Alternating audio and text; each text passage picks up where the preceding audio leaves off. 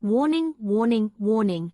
There have been warnings of high risk and residents of the Gold Coast are facing a critical 12-hour period as the region deals with the consequences of torrential rainfall. Authorities are concerned that flash floods might become a life-threatening calamity due to the continuous and heavy rain that is affecting the Gold Coast and Gympie.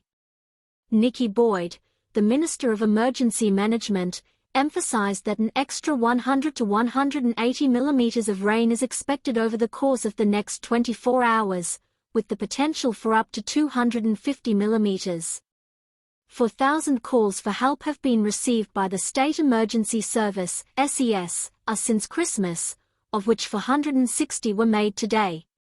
The fact that 10 rescues have occurred highlights how dire the situation is.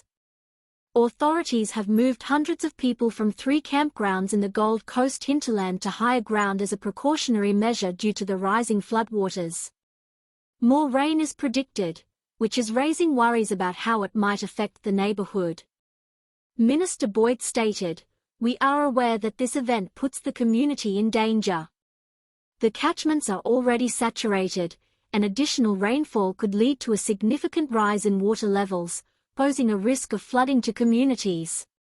Shane Chalapi, the state disaster coordinator, provided significant rainfall totals: 571 millimeters at Currumbin Creek, 350 millimeters at Upper Springbrook, 161 millimeter at Mount Tambourine, and 375 millimeters close to Pimpama.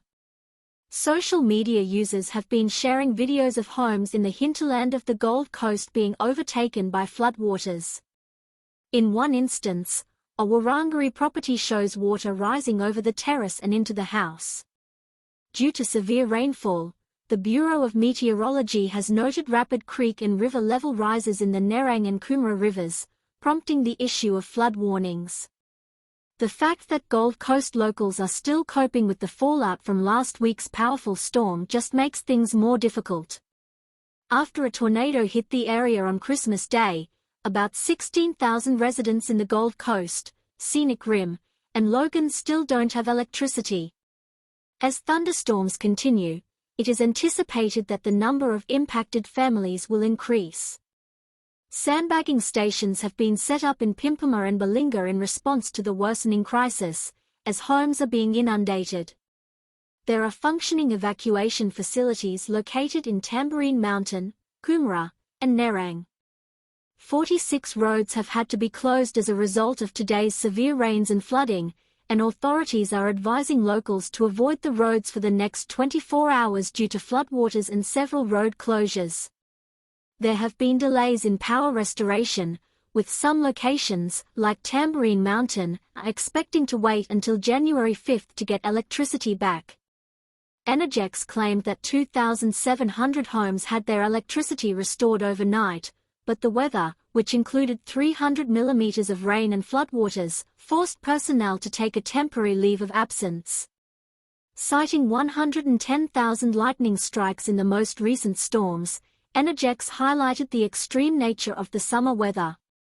Because working at heights on poles and lightning together pose a risk for tragedy, repair works have been temporarily halted to protect worker safety. There was a striking difference in the amount of lightning activity in December 2022 and December 2023. While 38,000 strikes were recorded in southeast Queensland during that period, 3.5 million strikes occurred during the same period in 2023.